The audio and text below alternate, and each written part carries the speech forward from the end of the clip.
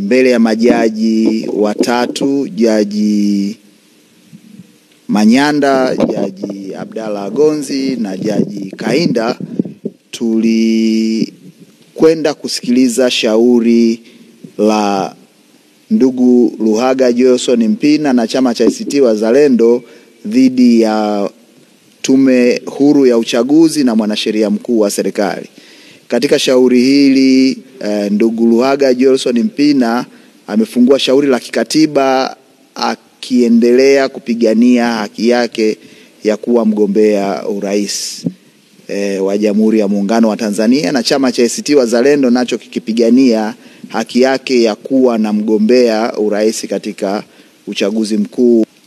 Katika shauri hili siku ya leo mahakama pamoja na kwamba ilikuwa imepanga usikilizwaji, lakini imeona kutokana na uzito wa hoja zinazotaka kujadiliwa, hasa kuhusiana na haki ya kugombea uchaguzi wa urais ambayo si hoja nyepesi, mahakama imeridhia kwamba hoja hizi zijadiliwe kwa maandishi.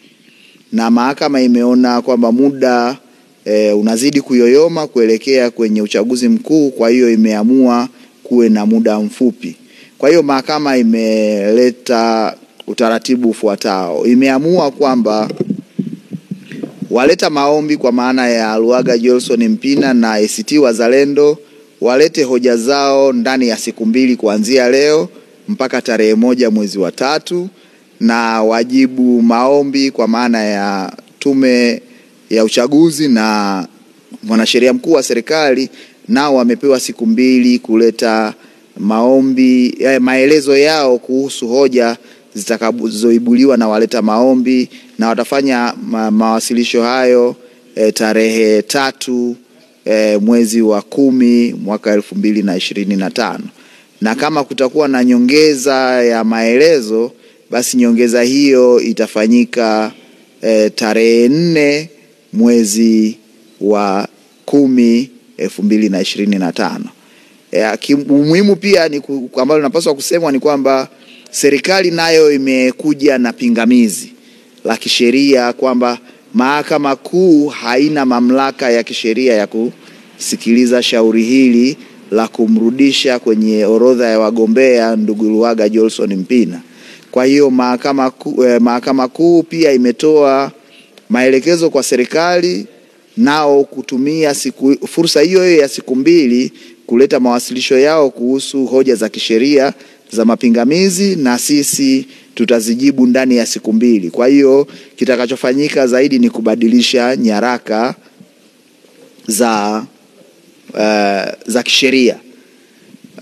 Cha msingi ni kwamba Mahakama Kuu imeamua tarehe 6 saa 8 mchana kesi hii itakuja mbele ya mahakama kwa ajili ya kuangalia ni namna gani wanasheria wa pande zote mbili wamekidhi matakwa ya amri za mahakama.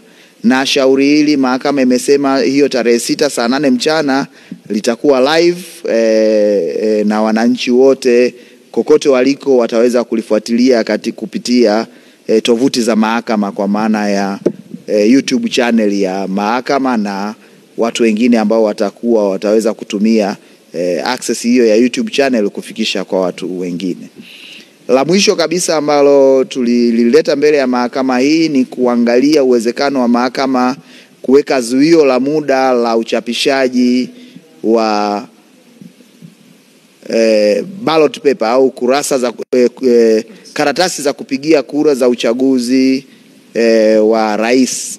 Lakini mahakama imeona kwa kuwa bado muda upo, basi tutumie busara kumaliza shauri hili kwa wakati muafaka ili hayo mambo mengine yaendelee. Kwa hiyo ile zuio la muda mahakama imeona si busara kwa wakati huu kulitoa.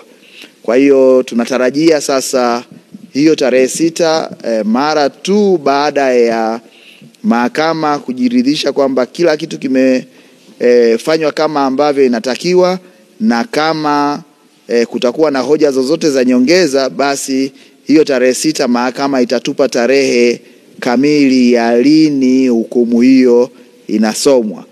na mahakama imetueleza kwamba kwa kuzingatia uharaka na unyeti wa swala hili, basi itatoa hukumu yake katika muda mfupi sana baada ya kutusikiliza hiyo tarehe 6. Kwa hiyo niwashukuru sana wananchi kwa kuendelea kufuatilia swala hili, na tuendelee kutumaini kwamba sisi wanasheria tutajipanga tuweze kufuata na kukidhi amri za mahakama zinazotutaka tukamilishe majibizano kabla ya tarehe 6 mwezi wa 10, 2025.